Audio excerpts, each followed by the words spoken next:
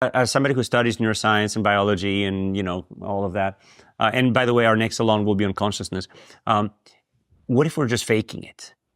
In other words, Maybe if you look at the neuronal basis of subjective experiences, there are many experiments where, for example, if you cut the corpus callosum, you can actually have part of the brain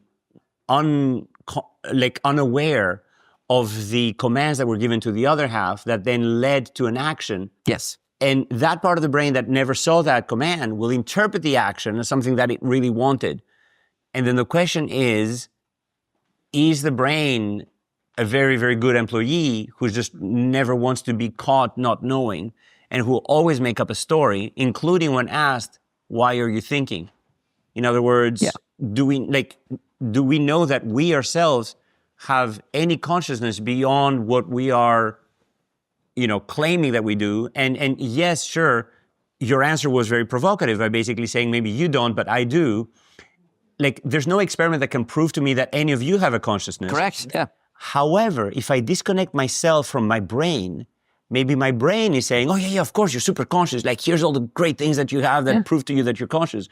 Why would I believe it? Consider a world in which all the humans are P-zombies and lack internal conscious experience, and a world in which they in fact have internal conscious experience, and they'll observably look the same by construction. And this just is telling us that we're probably not going to be able to get at this question. But if you transport yourself from the self to the other person looking at the self, is there anything you can do to prove that you're actually conscious? Like I said, anything you could do in a world without internal conscious experiences, but P-zombies, could be done in a world with internal conscious experiences. And so I don't think that any That's true, invention but is there something in the opposite direction? Before we go on, I do want to tell a joke. Want to hear a joke? Of course. Here's a joke. I told this joke to David Chalmers, and he liked it a lot. Okay. So here's a joke. And those of you who have some background in high-energy theory will enjoy this joke, okay? Okay.